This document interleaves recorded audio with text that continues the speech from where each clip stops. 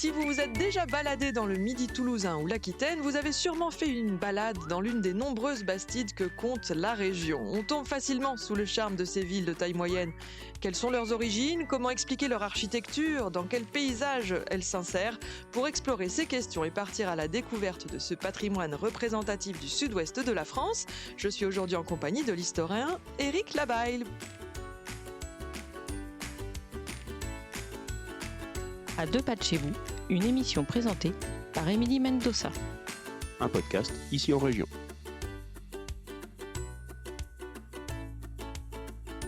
Bonjour Éric. Bonjour Émilie. Éric, pour ceux qui ne connaîtraient pas les bastides, comment on peut les définir et les décrire? C'est à la fois très simple et assez complexe, assez subtil. Ce qui est simple, c'est le plan de la Bastide qui se reconnaît immédiatement par rapport aux villes, à la fois aux villes médiévales et aux villes plus récentes. On est sur un plan avec des rues à angle droit, nous allons y revenir, qui obéit à des critères extrêmement précis et qui rend la Bastide immédiatement reconnaissable. Attention, beaucoup de bastides ont été modifiées depuis la date de leur création et les rues à angle droit ont eu tendance à prendre certains biais un peu plus compliqués depuis. Mais dans l'ensemble, une bastide est assez aisément reconnaissable à ce plan. Et vous disiez que c'est dû à leur histoire, notamment les rues à angle droit. Qu'est-ce qui a commandé la construction de ces bastides? Sur quels principes on les a créées d'un point de vue architectural?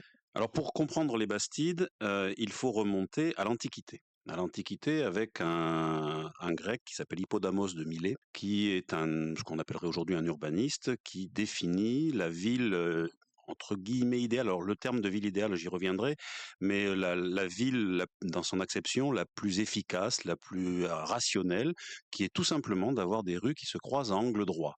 Ces rues se croisant à angle droit permettent de faciliter le déplacement à l'intérieur même de la ville, permettent de faciliter également la liaison avec l'extérieur de la ville et permettent également, à l'intérieur même des carrés formés par les angles droits, de créer des lotissements, des immeubles de forme rectangulaire, donc tout à fait efficace. Ce principe va être une des règles de base de l'urbanisme pendant l'Antiquité, avec le fameux Cardo et le Decumanus des Romains, c'est-à-dire que lorsque les Romains créent une ville, ils définissent d'abord deux axes, nord-sud, est-ouest, qui se croisent. Le centre des deux axes, c'est la place centrale de la ville, et on construit la ville tout autour, et si possible, avec là aussi des rues les plus rectilignes possibles. Donc c'est ce principe hérité de l'Antiquité qui est inscrit dans les consciences, dans les techniques urbanistiques du Moyen Âge, et lorsqu'il s'est agi à partir du XIIe siècle, surtout à partir du XIIIe siècle, de créer des villes nouvelles, que l'on appellera plus tard les Bastides, tout naturellement, on se tourne vers ces principes-là. Donc des rues à angle droit. Avant les bastides, on avait oublié ces principes de l'Antiquité? Non, on n'avait pas oublié, mais on était dans une période qui avait deux facteurs qui ne permettaient pas le développement de ce genre d'urbanisme. Le premier, c'est que la population était moins importante. On a eu un creux démographique jusqu'à la fin du XIe, XIIe siècle, hein. Un creux démographique. Donc, comme si la population n'est pas très importante, c'est pas favorable au développement de villes et a fortiori de villes nouvelles. Et la deuxième, c'est que le besoin ne s'en était pas fait sentir, puisque les bastides procèdent d'une véritable volonté politique. Cette volonté politique n'était pas là avant, donc il n'y avait pas de raison d'utiliser ces techniques-là. Alors j'ai envie de rebondir sur ce mot politique et sur le fait qu'on les trouve aujourd'hui le plus souvent dans le sud-ouest de la France. Il y a un contexte historique spécifique qui fait naître ces bastides, ces villes nouvelles dans cette région-là?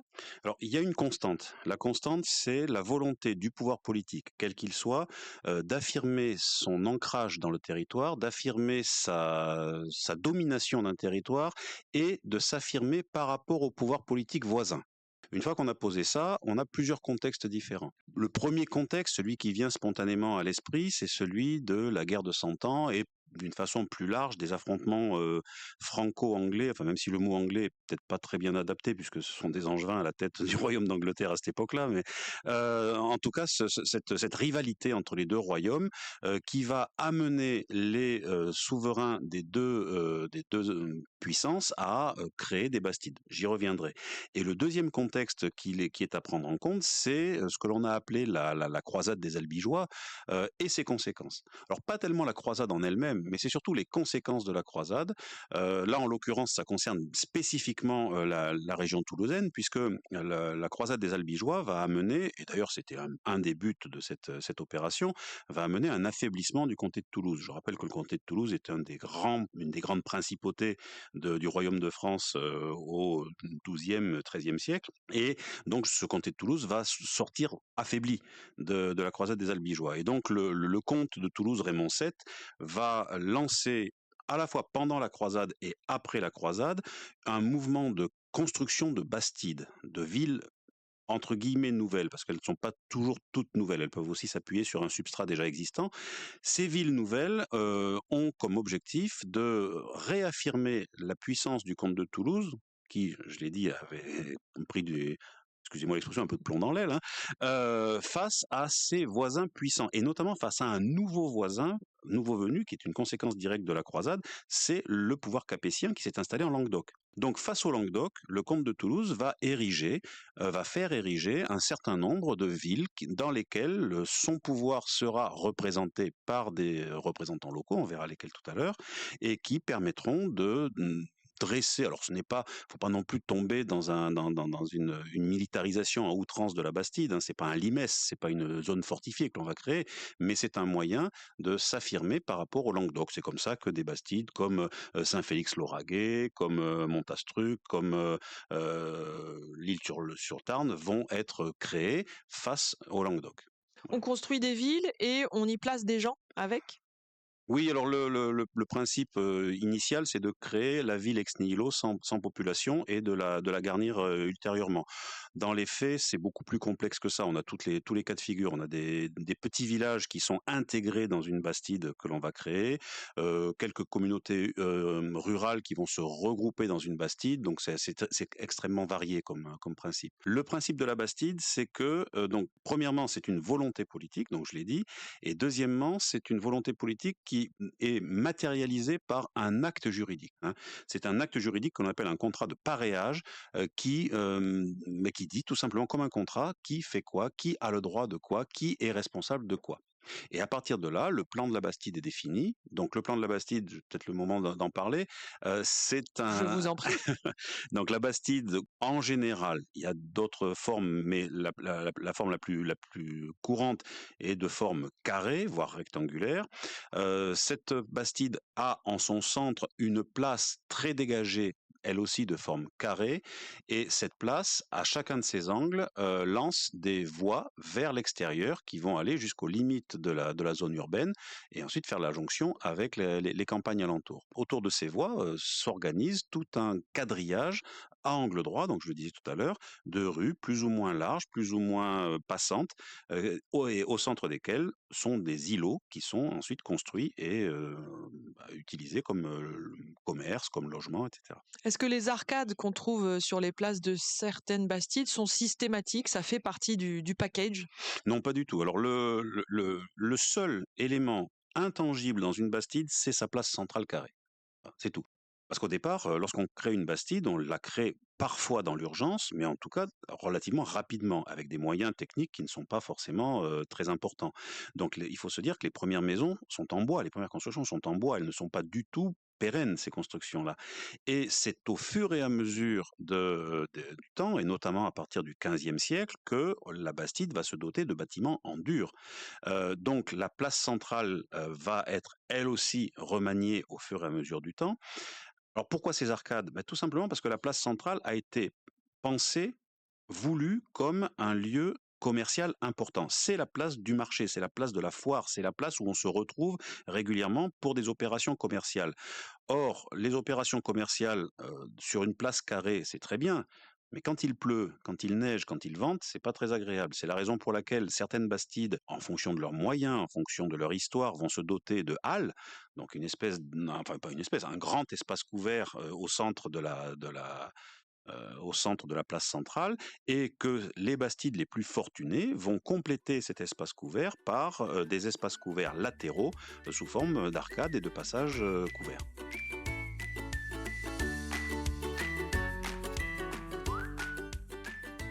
À deux pas de chez vous, un podcast ici en région.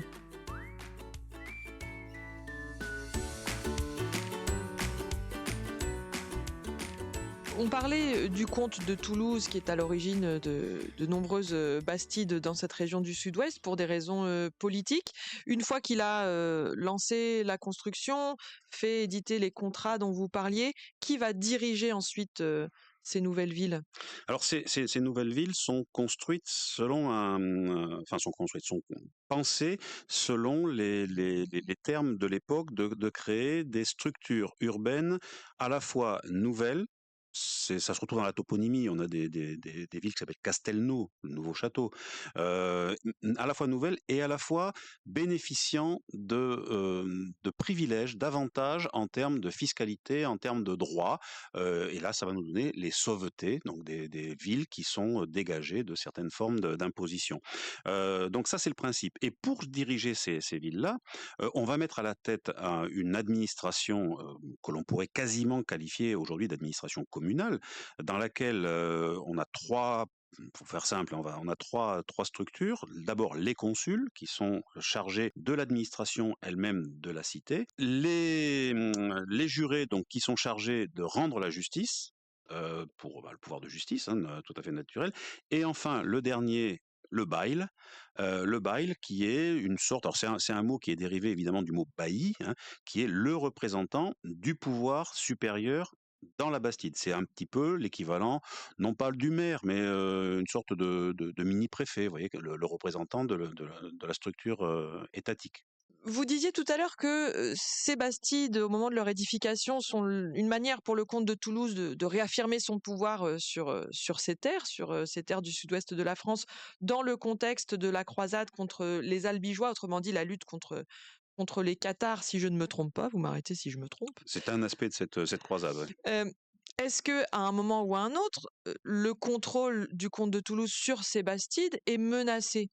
Est-ce qu'il y a eu une tentative de reprise de ces villes nouvelles, par les opposants?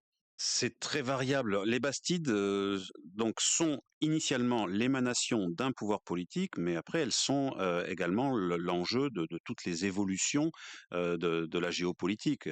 Le comté de Toulouse va finir par être, incorporé au royaume de France et donc ces Bastides-là finiront par être sans objet au bout de quelques dizaines, voire centaines d'années. C'est le cas, je vais changer un petit peu de région, on va quitter la région toulousaine, mais c'est le cas notamment en Gironde, qui est une zone de contact entre les Anglais et les Français pendant la guerre de Cent Ans. Vous prenez deux bastides. La première, c'est Libourne. Libourne a été créée par les Anglais à la fin du XIIIe siècle. La deuxième a été créée par les Français, c'est Sainte-Foy-la-Grande. Sainte-Foy-la-Grande, Libourne, deux bastides, deux mêmes missions, sauf qu'une est au service des Anglais, l'autre au service des Français. Donc elle a été construite par Alphonse de Poitiers, là, le frère de Saint-Louis.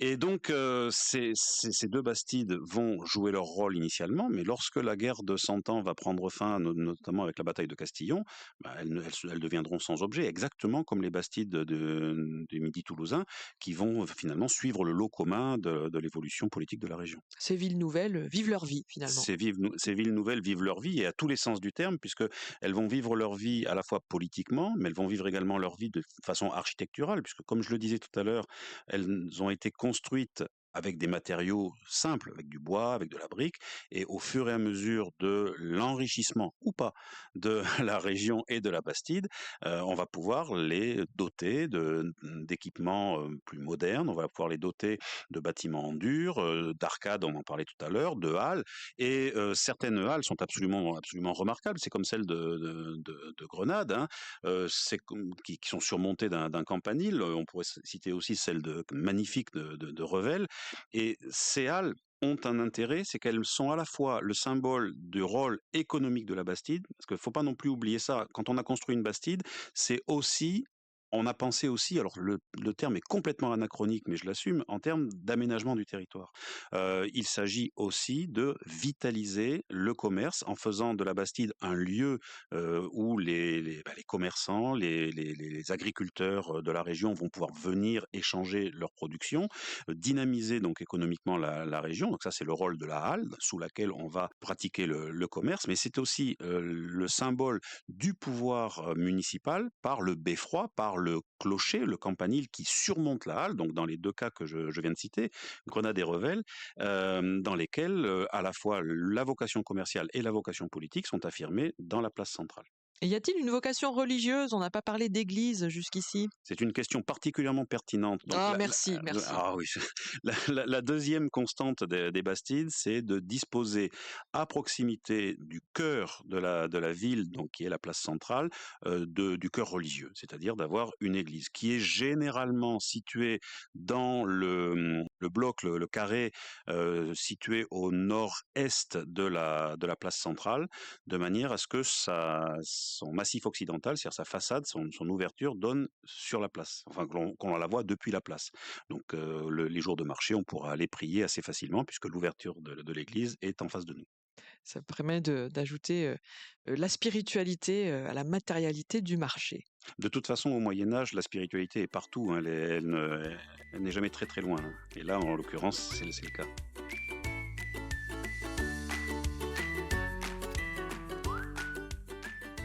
À 2 pas de chez vous, un podcast ici en région.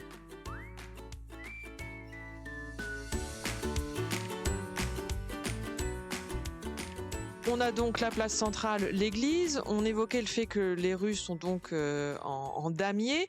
Chaque rue a son attribution, Éric Labaille. En tout cas, certaines ont des fonctions spécifiques. Oui, les 4 rues principales qui mènent aux 4 portes de la ville sont appelées des carrères, des rues charretières. Pourquoi charretières? Tout simplement parce qu'on peut y passer avec une charrette. J'allais dire un chariot, j'étais pas loin. Plus gros qu'un chariot quand même, ouais. Donc elles sont suffisamment larges pour laisser passer des charrettes, parfois même pour faire se croiser. Bon, c'est plus rare parce que en général les bastides ne sont quand même pas des très grandes villes. Et ces rues donc charretières qui mènent des portes de la ville jusqu'à la place centrale sont complétées par ce que l'on appelle des rues traversières. Et on a souvent dans la toponymie des villes de nos régions la notion de rue traversière. Donc ce sont des rues qui relient 2 rues charretières qui permettent de contourner en fin de compte les îlots, comment dire, de construction formés par le quadrillage. Donc ce sont les rues secondaires et là elles sont encore complétées. Alors là, vraiment, on est dans de la toute petite ruelle, de la venelle étroite, hein, par les carreyrous, qui sont des toutes petites rues dans lesquelles on ne peut passer qu'à pied. Parfois, on n'a même pas la place de se croiser, hein.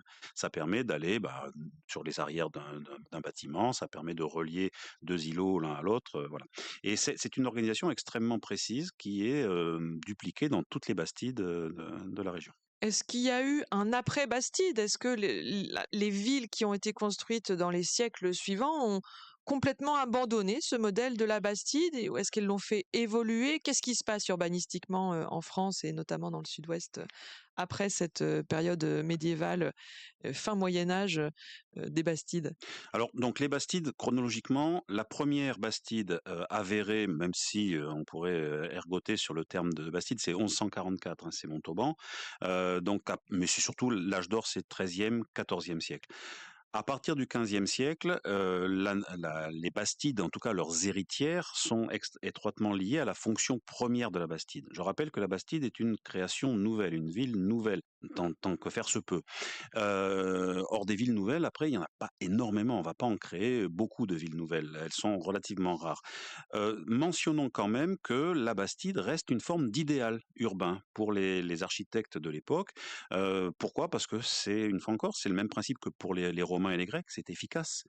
C'est une ville qui est propice à une salubrité, chose que n'ont pas les vieilles villes aux rues entremêlées, un peu tordues, au sol mal drainé. Là, on peut facilement créer des caniveaux pour évacuer les eaux usées. On peut facilement donc assainir la ville. En plus, avec les artères, les rues charretières, donc rectilignes et relativement larges, le vent s'engouffre, donc on a la possibilité d'avoir un air sain dans ces villes-là. Donc ça reste un idéal. Et lorsqu'il s'agit de créer des villes nouvelles, on va développer la notion de cité idéale. Et la cité idéale, finalement, c'est cette ville qui est à la fois élégante, parce que une bastide peut ou pas être entourée par des murailles, par un fossé, donc avoir des perspectives de vue assez agréables. Les rues rectilignes sont assez majestueuses. On a voilà, toute une esthétique liée à la bastide, une efficacité également, et puis une rapidité de construction. Évidemment, quand on trace des lignes droites pour faire des rues, c'est assez facile à délimiter.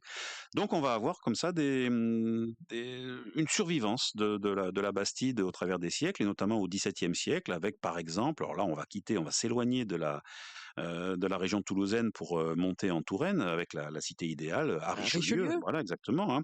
Lorsqu'il s'agit de créer une ville pour le cardinal Armand Duplessis, eh bien, on va faire une ville qui va avoir toutes les caractéristiques de la Bastide, mais en plus grand, en mieux, avec non pas une place centrale, mais plusieurs, avec l'église qui n'est pas décentrée par rapport à la place centrale, mais qui est sur la place centrale, en face des halles. Bref, on va aménager le principe, mais le principe de base de la Bastide reste le même. Et je vais même aller plus loin. Lorsque, aux États-Unis, on décide de construire ex nihilo, des villes forcément nouvelles dans une région qui n'en possède pas, devinez ce que l'on prend comme plan.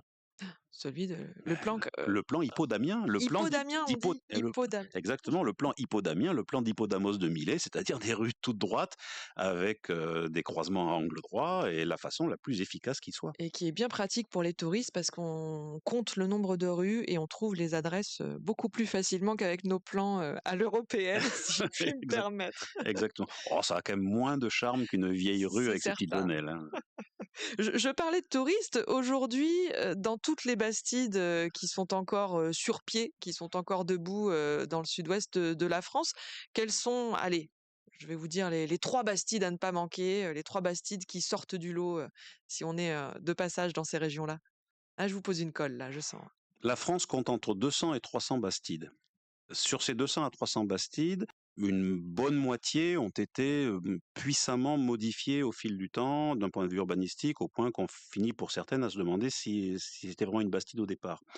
Celles qui restent, en général, sont toutes absolument charmantes. J'aurais tendance à dire que la Bastide, c'est à la fois un paysage et c'est aussi un art de vivre. L'art de se retrouver sur la place centrale, parce qu'il y a toujours un café qui met une terrasse sur la place centrale, hein, toujours prendre un pot entre copains, après une bonne partie de rugby, évidemment, ça va de soi. Et donc, elles sont toutes à visiter. J'aurais vraiment du mal à en privilégier une. Dans la région toulousaine, j'aurais tendance à privilégier Revel, oui. Revel, ne serait-ce que pour ses halles et son beffroi, qui sont véritablement exceptionnels par leur ampleur, par leur état de conservation. Mais toutes les bastides, hein, que ce soit Montrégeau, Nailloux, Saint-Sulpice-sur-Lèze, toutes les bastides sont à voir parce qu'elles apportent toutes une tonalité à une partition commune, en fait. Vous avez la grande bastide, vous avez celle qui est plus modeste, vous avez celle qui a été vite reconstruite. On a des bâtiments anciens du 15e, début 16e siècle, parce qu'il y avait une opulence locale qui a permis de faire ça. Vous avez celles qui n'ont pas été reconstruites rapidement, donc ils vont avoir des bâtiments plus récents, 17e, 18e siècle. Et puis vous avez celles qui n'ont pas eu d'argent et dans lesquelles ça se voit. On a carrément des îlots qui ont été laissés à l'abandon et reconstruits bien plus tard, 19e, 20e siècle. Donc chacune nous apporte une indication à la fois sur le passé de la région, sur son passé propre et sur le rapport de l'homme à la ville et à la ville nouvelle, notamment à la fin du Moyen-Âge. Ce qui veut dire que toutes les bastides sont différentes les unes des autres. Une bonne occasion d'aller les explorer dans le sud-ouest de la France. Merci beaucoup Éric Labaille de nous avoir fait découvrir l'univers et l'histoire des bastides.